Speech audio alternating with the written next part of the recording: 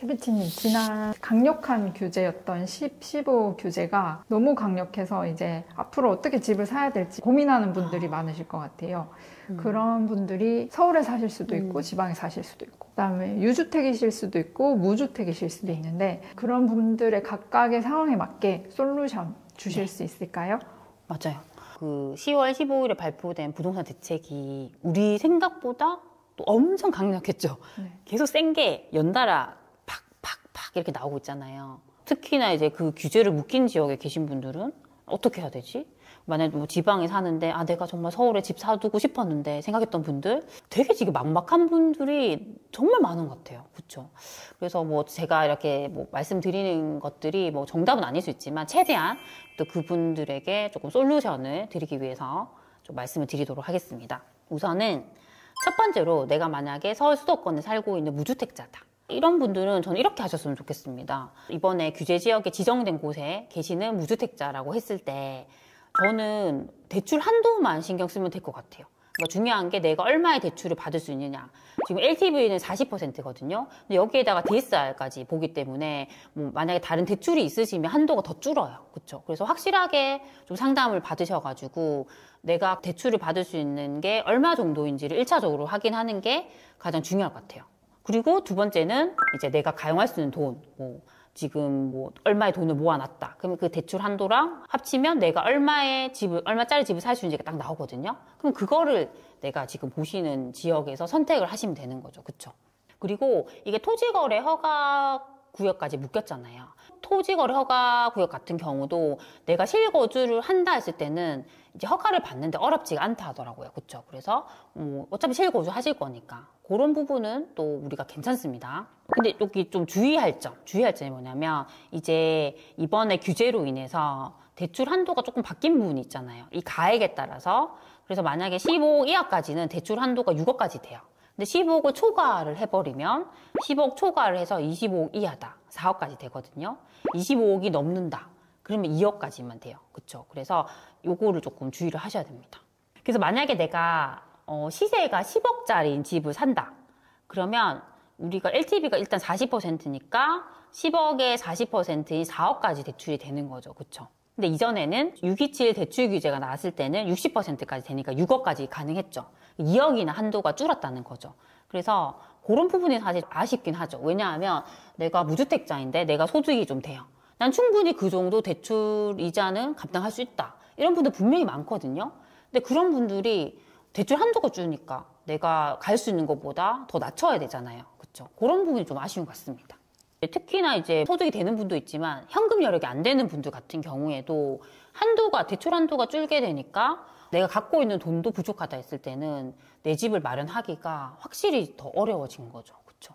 근데 이게 또 문제인 게 뭐냐면 이제 이런 분들이 이제 내가 집을 사기 어려워졌으니까 내가 전월세라도 살아야겠다라고 하는데 전세가 없어요.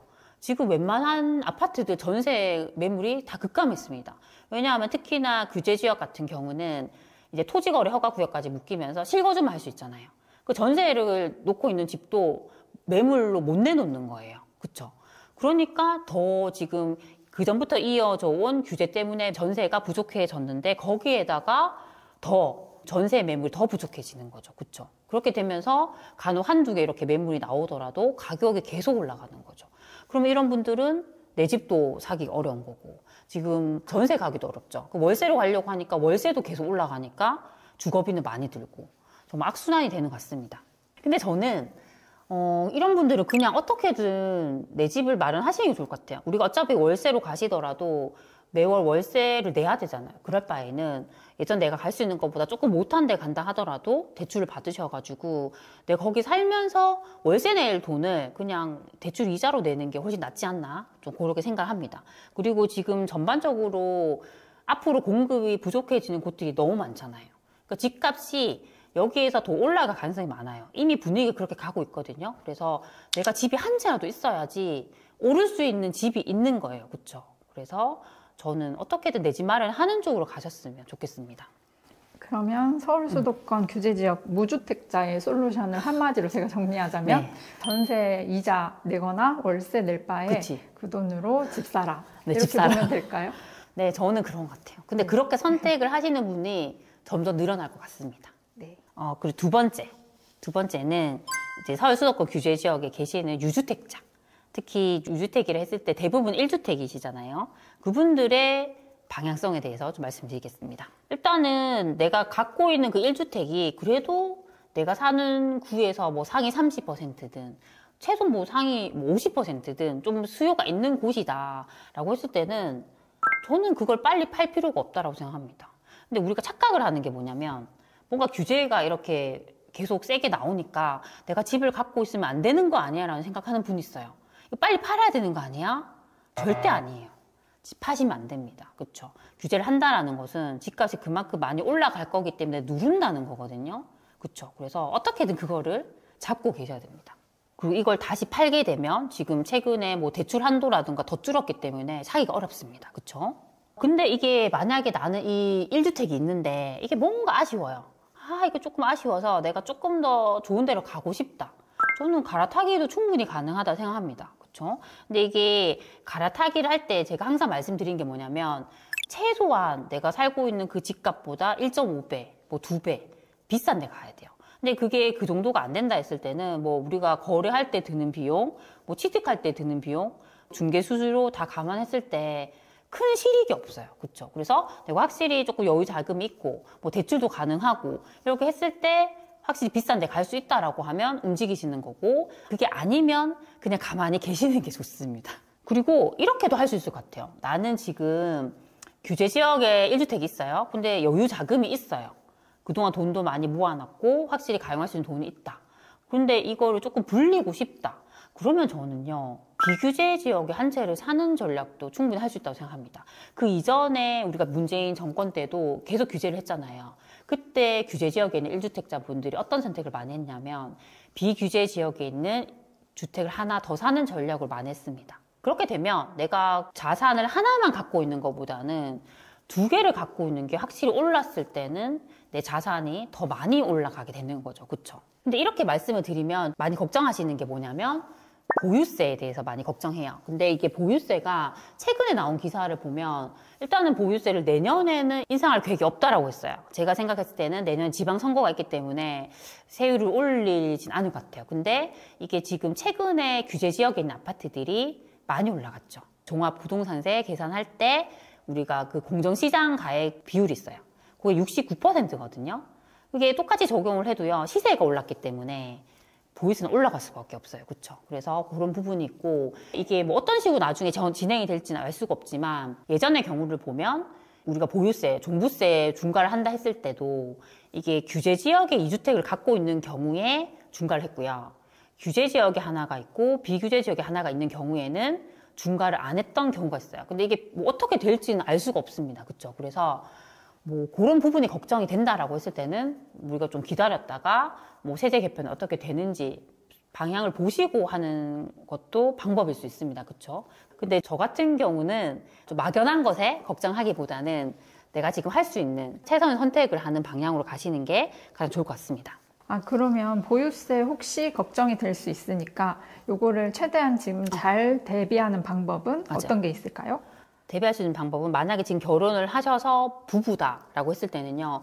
웬만하면요. 부부 공동명의 하시는 게 좋아요. 이게 특히 종합부동산세 같은 경우는 과세를 할 때 인별로 과세를 해요. 만약에 부부 공동명의면 반반을 나누거든요.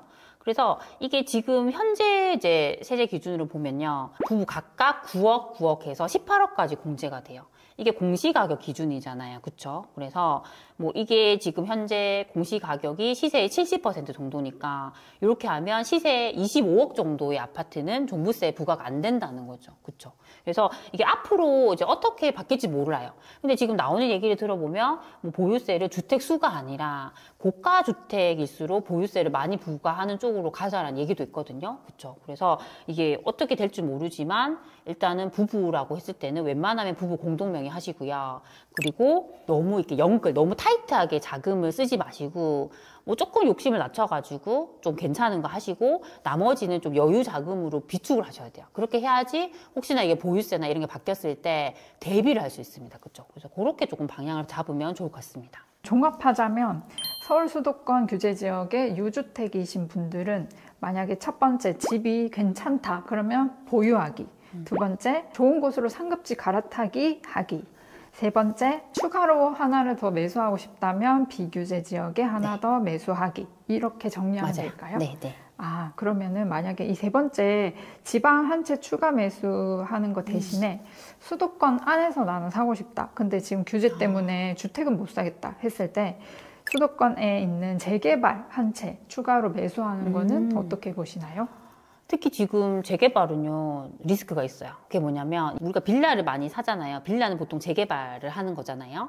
그럼 이 재개발 같은 경우는 관리 처분인가를 득하게 되면 그 조합원 지위 양도를 못 해요. 그 얘기는 못 판다는 거예요. 거래가 이렇게 활성화가 되어야지 이게 프리미엄도 붙고 올라가는데 딱 그 거래가 경색이 되는 거죠. 그래서 지금 보통 뭐 아직 지정도 안 된 초기에 빌라를 좀 싸게 사가지고 내가 조금 재테크를 해볼까 그렇게 생각하는 분들이 있거든요.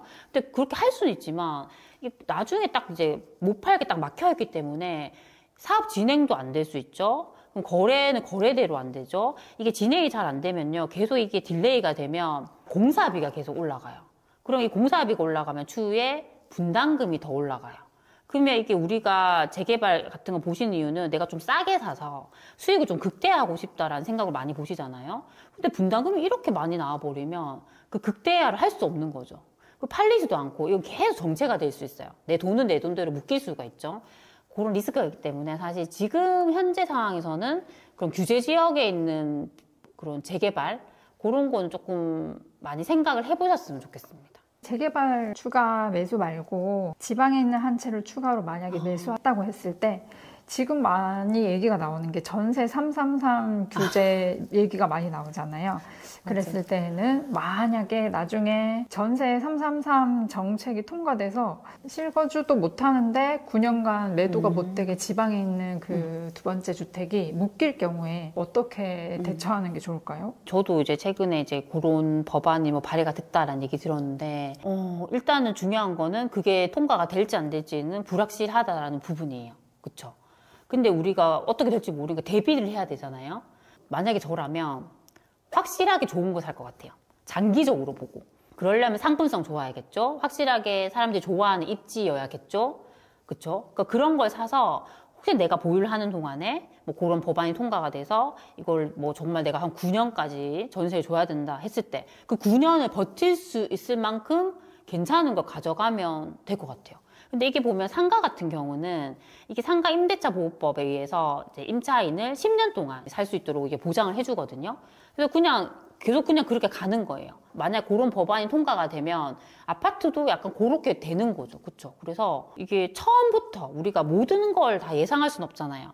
그래도 어떻게든 내가 그런 거에 나중에 좀 대응을 잘 하려면 그래도 뭔가 확실히 뭐 학군지라던가 이거 확실히 뭔가 사람들이 좋아하는 뭐 신축이라던가 좀 그런 것들을 매수를 해서 좀 길게 가져가는 전략 좀 그렇게 하시는 게 가장 좋을 것 같습니다. 네, 세 번째 지방 무주택자입니다. 지방의 무주택자분들도 저는 당연히 집을 사야 된다 생각해요.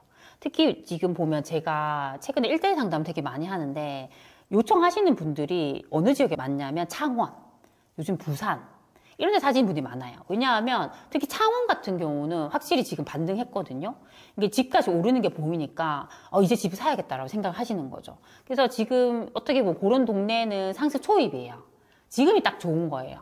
그렇죠. 그래서 그런 분들 당연히 좋고 지금 부산이나 대구는 창원에 비해서는 아직 그렇게 뭐 확실하게 반등을 한 건 아니지만 어차피 내 집이잖아요. 내 집은 쌀 때 사면 좋거든요. 그렇죠. 그래서 그런 분들도 굳이 저는 크게 고민할 게 없는 것 같아요. 그리고 규제 지역이랑 비교를 해도 대출 한도 크게 영향 안 받잖아요. 그렇죠. 그래서 할 수 있으면 하는 게 좋다라고 생각합니다.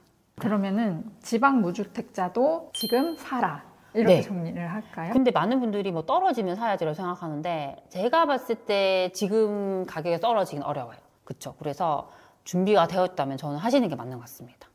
그리고 네 번째 지방의 유주택자, 뭐 지방의 1주택자 이런 분들이시겠죠.